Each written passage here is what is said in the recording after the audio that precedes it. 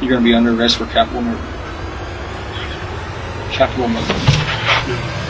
This is 39-year-old Michael Payton, a scientist working for Raytheon in their rocket science department. Michael perceives himself as somewhat of a genius, but as you will soon see, not even a scientist can get away with murder. On February 19, 2021, Saline police officers rushed to the Patton family residence in response to a shooting. Little did they know they were about to be thrown in for a loop by the scientist. Michael had called 911 to allegedly confess to murdering his wife and 2 kids, along with their 3 dogs and 1 cat. However, when officers arrived on the scene, Michael, who was standing outside with his gun, changed his story and now claimed he didn't know if his wife and kids were still alive. Firefighters would enter the house to find Michael's wife, Tamara Payton, and his teenage son and daughter already dead from gunshot wounds. Due to Michael's new claims, the police weren't sure if the 911 call was a prank call, and Michael is being framed for murders he didn't commit, or whether he had done it himself, regretted, and changed his mind. Nevertheless, Michael is detained and brought down to the station for interrogation, with Detective Joshua Armstrong heading it. With the detective's expertise in cognitive techniques and no evidence to go on, the interrogation will be a headstrong game for Michael, a genius scientist, against an expert detective, making this one of the most absurd cases I've ever seen. Let me get the person that's going to swab your hands real quick, and then we'll do that and get those handcuffs off of you, okay? You need something? I'll just sit here and wait. Okay, you need something to drink or anything? Please. Water, okay? Anything. I just want to. I'm so confused.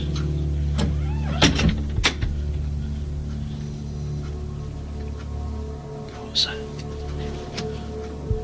Michael, was that quick enough for you, brother? You go by Mike or Michael? Usually Mike. Usually Mike. Okay. Can you stand up for me? I'm going to get them handcuffs off of you, okay? This is who I was talking about, was going to take a swab of your hands, okay? Are you okay with her doing that? Hey, Mike, do you have any injuries to you right now? Are you hurt anywhere, bleeding anywhere, cut anywhere? I know.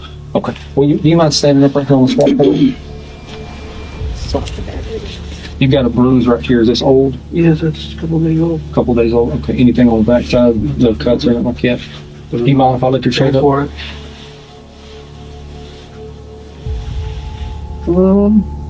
You got a, can't tell if that's a scratch over here. You got a cat or something at the house? 3 dogs and Dogs and a cat? It looks like you got maybe a cat scratch over here on one side. probably the puppy. Puppy? Can I stand for a minute? Yes, sir. Absolutely. Go ahead, Jason. I was in that car for. You were sitting there for a long time. Give me just a second. Here's your cup of water, Mike. Thank you. Give me just a second, okay? Yeah.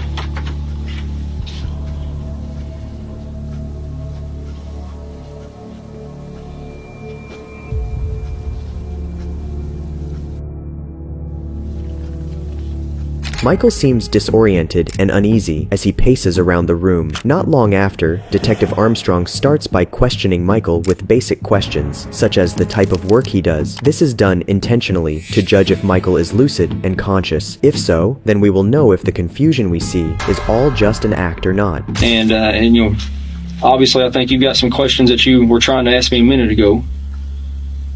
Too, but I don't want to be arrested, so I feel like I need somebody to help me with what's going on. Because I don't have any idea what's going on. Well, to be perfectly honest with you, neither one of us have an idea of what's going on right now either, because we haven't spoken with you yet. If that makes sense. It does. So we really don't know.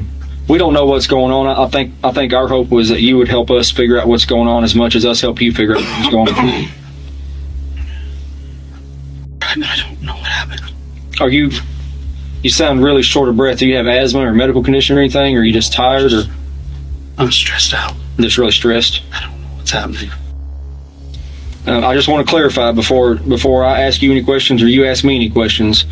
You said you did understand your rights. You do want to speak with me, correct? Start, but I don't know. If I start getting overwhelmed, I want somebody to. You can stop the interview at any time. Okay. What was your question? You were trying to ask me some questions when we were coming up the stairway. I don't know what's happening. I don't remember what happened. I remember working this afternoon. What do you do for Raytheon? I'm a configurations. So basically, I make sure everything's right before it gets released. Drawings or documents or whatever. I really don't know what Raytheon does. What is it? Defense, missiles, aerospace. So are you still employed? Is Raytheon is a private contractor? That's contracted through the government? Contracts and stuff, yeah. Okay. Mainly government contracts. What is it that you do for them? The configuration stuff. I run a meeting every month with the Navy. I check all the drawings. The detective then asks Michael if he has ever been in the military, curious to know his background. Is it like classified type of stuff, or? No, I have my classified, or I've been cleared classified, but I don't work on a classified program currently. Okay. Forgive me, I don't know much about. I wasn't in. I don't know much about. I'm still learning. How did you get in? Were you in the military? Is that how you got into that, or? I got into it later after I took my degree. Is that something anybody can do, or like, do you need some kind of? What's the degree in? My degree is engineering physics. Okay, so that's why that's the physics part of this. Not necessarily for what I do right now, but I can use it for stuff. I understand electronics and schematics and stuff. I don't understand any electronics or schematics. Were you in the military at all? I was in the Marine Corps. And how long were you there? 6 years. 6 years. And did you get deployed at all? I got injured on prep for deployment, so I didn't go. I hurt my ankle. Bad, or? Sprained it real bad, enough that it delayed me past shipping out, so I didn't deploy. What you and the detective do not know is that Michael had a streak for lying about his achievements. He's known to have allegedly spoken about the various battles he was a part of while in the military. But now, Michael has decided to tell the detective the truth. It's not certain, but it may be that he does not want to risk lying about small matters and instead focus on hiding his crime. You got a pretty impressive background between the Marine Corps and then the Raytheon stuff. Try. Well, tell me a little bit. I don't know anything about you, Michael. I'm trying to piece together the puzzle. I think the same way you are. Tell me a little bit about yourself. Like, what do you like doing? What's your family like? And who, you know, I mean. My wife and I have been together since I was 19 and she was 18. We have 2 kids. She's a nurse. Her daughter's a swimmer. Pretty good. Son's high functioning autistic, but he manages some days. Other days the Adderall doesn't help. I like music. You collect vinyl? A lot of it? I just started not too long ago, probably 2 years ago. How much do you think you got? 40, 50 albums. Oh, okay.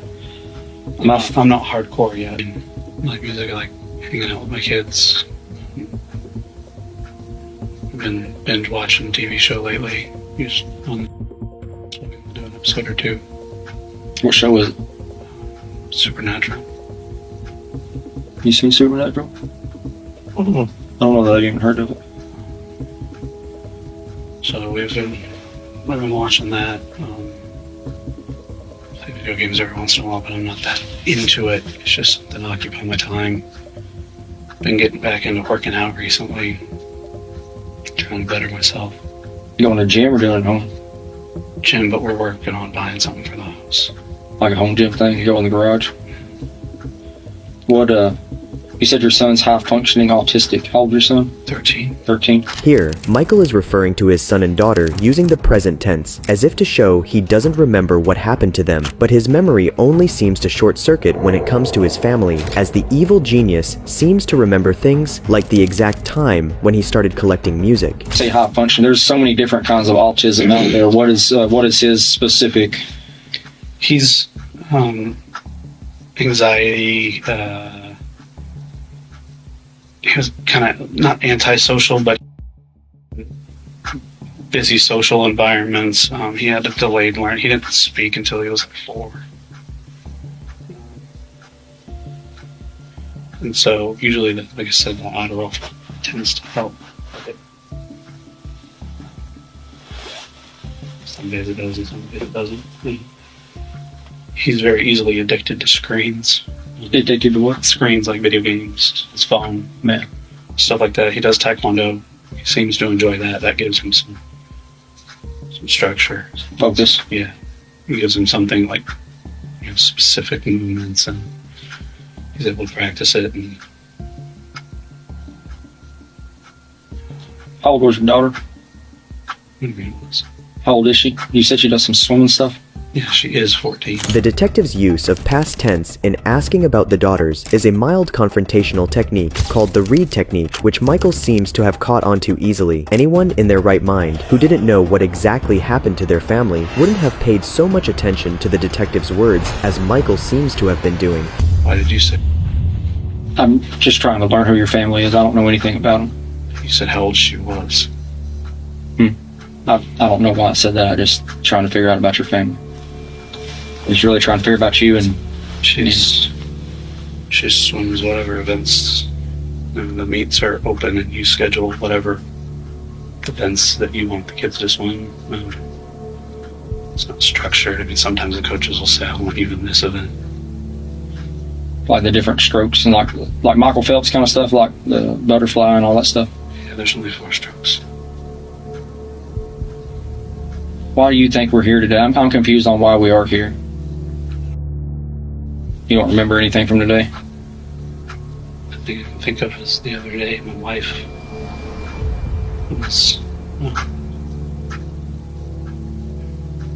We've been working lately. We haven't been. We've been struggling a little bit. I've been trying to work on it. I was going to counseling.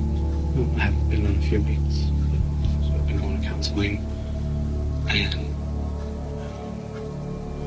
struggling. Saturday night, she had one of the guns and was saying that her only way out. Say that one more time. She said the only way out was to basically kill herself, and I wouldn't leave the room. And I wouldn't leave her alone. I kept trying to get the gun away from her. After about 2 hours, I got it away from her. But, you know, basically if I called in to try to get her some help, they'd take her personal license away. And I didn't know what to do. Her best friend came over, and she ended up staying the night. And maybe that was Sunday night, because then she was there all day Monday when we were working. And I've been watching. I've been afraid that she was going to hurt herself. I hit the guns. Notice how Michael avoids and refuses to meet the detective's eyes, except for when he's confronted, where he stared at him without blinking, as if silently challenging the detective. When he has confirmed that the detective knows nothing about what has happened, Michael starts to introduce a story as to how his wife was suicidal, which would explain her death. Her name's Heather. She worked with her, or a high school friend, or They're friends from middle school. okay. You know what Heather's last name is? She's divorced, but I think she's still using Weber. Heather Weber. That rhymes. So this was, you think, last Sunday? Yeah, like a couple days ago. Sunday night, maybe. Okay. Do you know what today is? Thursday or Friday. Yes. Today's Friday. Okay. So last Sunday night this still happened. Did you end up ever contacting anybody, or you just kind of let the friend kind of... Kind of let the friend, I've been talking to her. She was doing better throughout. She was talking to me and opening up. And thought we were doing better. And she agreed that she'd do couples counseling with me. And she said that, you know, she's been waffling on it back and forth for about a month. She agreed she'd go. Told me I might not like all her answers, but that she would go because I thought it was important. And so I was going to look into it. And it was. And so you said you hid the guns? Where'd you hide those at? I had one of them was up in my office that I didn't use it this week, but I've been using it for a few months. In the extra bedroom upstairs. And it was up there. And then the other one was. I had hid it in a bag. I was planning on putting them in my truck and trying to find a friend to take him to for a little while until it blew over, and I felt like she was better. How many guns do y'all have? 2. Are they both handguns or rifles? It's both handguns. Do you know what they are? There's a Walther. It's a 22 and a 9mm Springfield. Springfield. I used to have a Springfield 9mm. I traded it for a Glock. Never liked Glocks. I didn't like them until I started carrying them. I learned to love them. So. Michael's aim is to try and paint a picture of an unstable wife who's suicidal and who might have had a breakdown which resulted in her shooting their kids and herself. He may plan to offer this as the rational solution to his family's death, but he clearly hasn't thought the plan through. Has your wife ever had any suicidal stuff prior to this week? A couple of years ago, she had thoughts of it. We worked through it. We worked through it. Worked through it. Has she ever had any kind of a medical treatment for it or anything like that? She just started opening up about when she was in maybe middle school or high school. She went to counseling. Just recently told me that she was abused when she was a kid, and that's why she's been not wanting to go to therapy with me, because she didn't like the experience. Physical abuse or sexual abuse? From what she's told me. Do you know who it was that done it to her, like a family or I boyfriend? think it was friends of her dad and maybe her stepdad. So She told me about one, including when she was living with her dad in Michigan. There was the neighbor. She was babysitting and woke up to him over her, and there was other ones that she didn't tell me about. She told me. Oh, so it's like not just one thing, or not just one person, kind of multiple. And so she's struggled with that before, and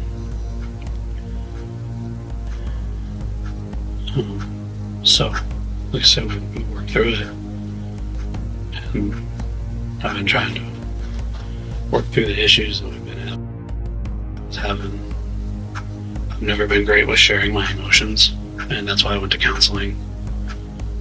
Trying to be a better husband, a better dad. I've been able to reconnect with my kids a lot. Like, we have a lot more conversations, and daughter opens up to me a lot more. Have you ever read the book 5 Love Languages? Detective Armstrong then asks Michael about his religious beliefs, again to check his memory and cognitive impairment. What all religions was it that you studied in that class that you kind of took bits and pieces from? Christianity, Judaism, Islam, Buddhism, Hindi or Hindu. I always struggle with how you classify that. No, you meant like.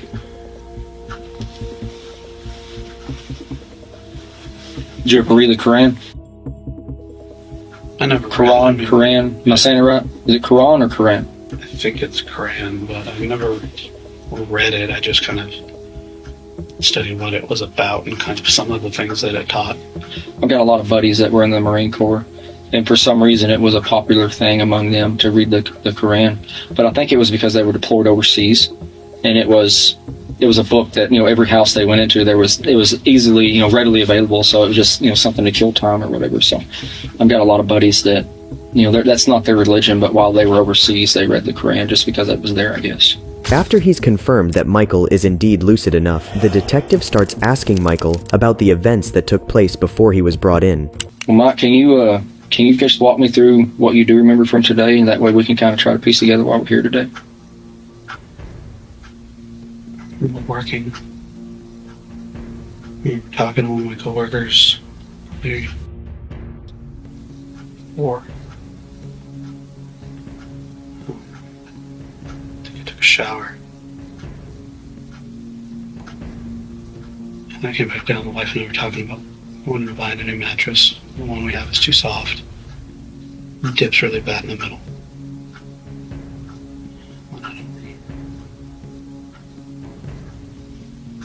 Is it normal for you not to remember your day? No. You feel It happened the other night when our best friend came over. I was still awake. It was, I don't know what time it was. and they had passed out in the bed, and I didn't want to intrude or anything, so I set up the couch. Before I lay down on the couch, passed out, and my wife actually came out to just check on me, and she found me on the floor. What happened? I don't know, I passed out. I don't know. I was tired. I remember standing there thinking, okay, get on the couch, and then I woke up on my back in the middle of the floor. You said a minute ago you had them scratches on your back. You said you had how many dogs? 3. 3 dogs? What kind of dogs are they? 2 pugs and a bulldog. 2 pugs and a bulldog? They all stay inside? Any pain? It's a lot of dogs in one house. Yes. Sorry, I'm having trouble focusing. Why do you think you're having trouble focusing, or why do you think you can't remember stuff from today? It's not. You ask. I have trouble remembering stuff, and it's not that I do all the time. I do sometimes. It's got a really bad concussion in high school, and so my short-term to long-term memory isn't always there. That's one of the areas that pissed my wife off. Is that we'd talk, and I wouldn't necessarily remember it an hour later, and I'd want to reiterate every go of the conversation. Michael has once again gone back to playing dumb and not knowing what happened. He even claimed to have short-term memory loss, but the detective is not going to fall for it. And try to go chronological throughout your day to day, from the time you woke up, and what happened, what you did, what you ate, what you did for breakfast, and what you did for lunch, and what you did for work, and just kind of see if maybe you can piece together, what happened today and why we can't remember it. Do you remember what you ate for breakfast? Didn't. No breakfast at all? Toast about 11.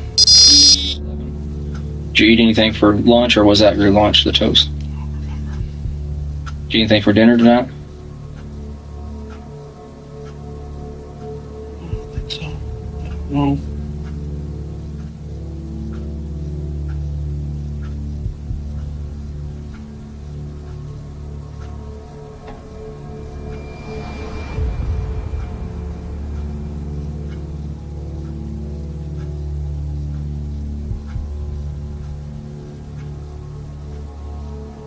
You don't remember at all? I'm trying. Hmm. I'm trying.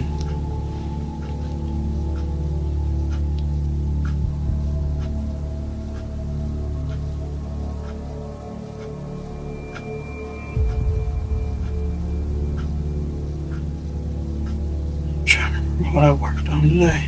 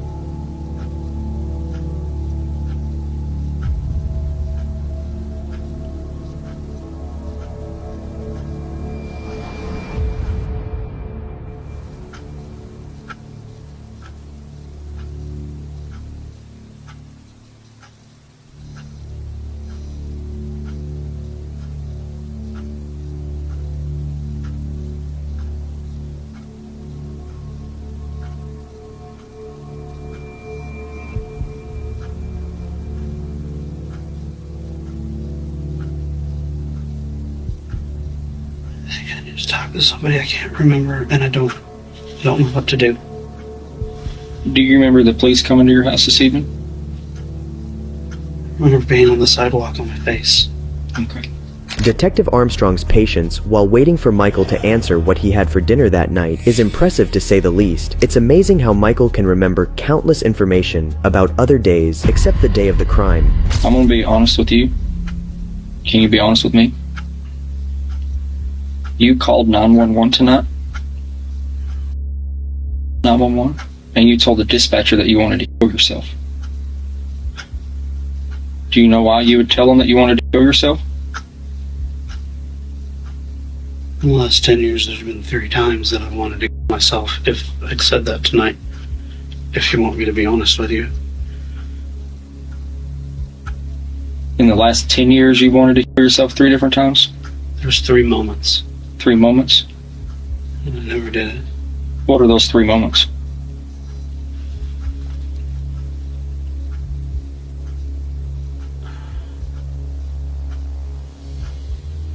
One of them,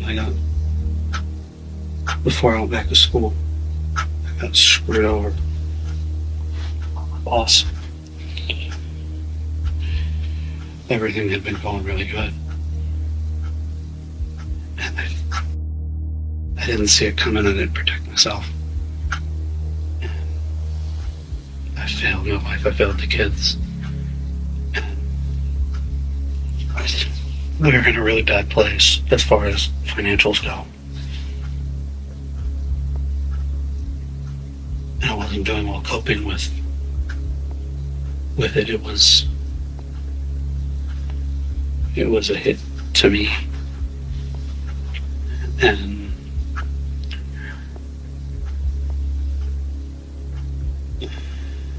there had been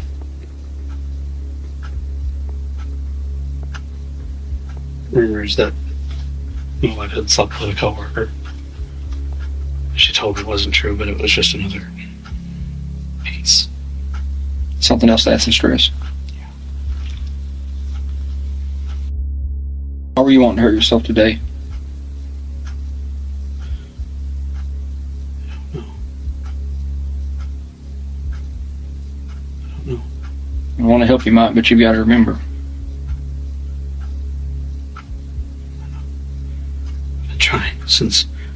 Been trying to jar my memory, walk through my day. That's what I was doing the whole time I was in the back of that car.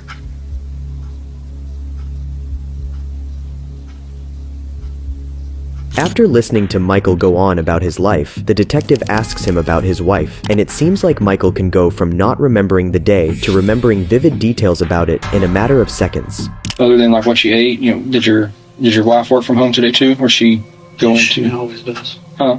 She works remote. Did she? Yeah, it's permanent remote for her Did she do that today? every day. What are her off days? Saturday and Sunday. So she worked today then. Yes, today's Friday. Do y'all work in the same room or separate rooms? This week we worked in the same room, just trying to save electricity and heat and everything with what's been going on with the weather and stuff. And so we were trying to condense where we were so we didn't have to heat as much and use as much electricity. So I sat in the chair and she was on the bed.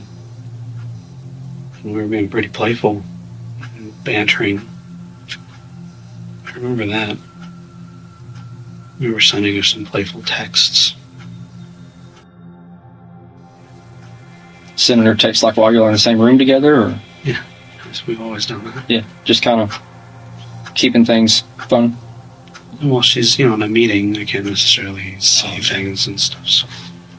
So does she see patients? Like, is she like FaceTiming patients, or? They contract a pharmaceutical company. Okay. Well, I think we're getting a little bit further because you remember sending text messages to your wife today. So that's Earlier. about what time you think that was?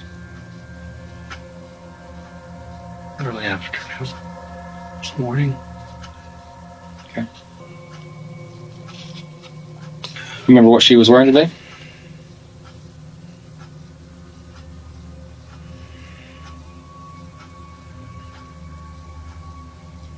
Sure, yesterday.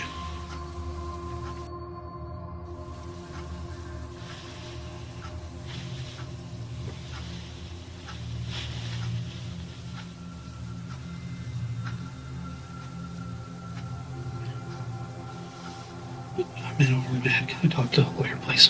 One more time, sir. Can I talk to a lawyer, please? I'm in so far over my head. I don't know what's happening. Okay. That's perfectly your right to do so. So we can get you an attorney and then speak with you after you have an attorney.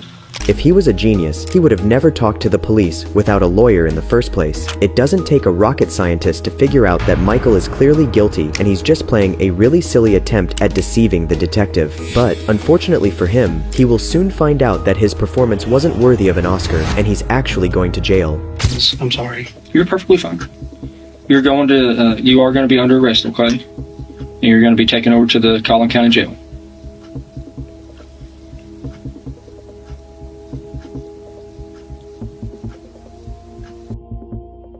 I'm under arrest. You're going to be under arrest for capital murder. Capital murder. You caught me a minute ago whenever I used past tense instead of present tense.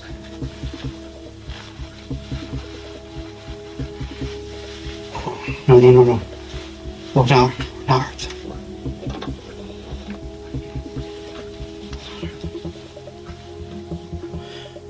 Wouldn't. Here's what I need you to do, Michael, okay? I need you to stand up and turn around and face that wall for me, okay? Stand up, boy. Turn around, put your hands on the floor here. No, don't put your hands on the wall, just face the wall, okay? No. No, I didn't. Did not hurt anyone.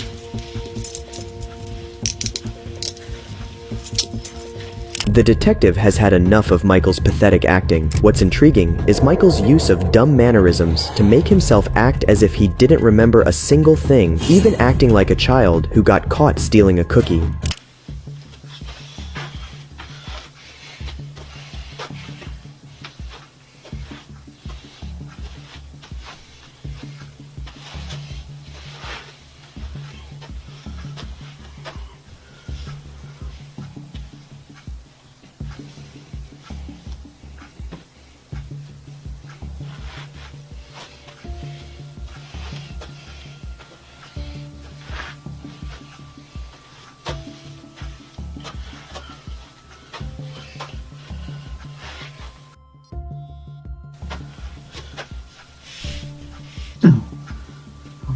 No, please. Mike, don't fall down on me. If you're going to do it like that, sit down in the chair.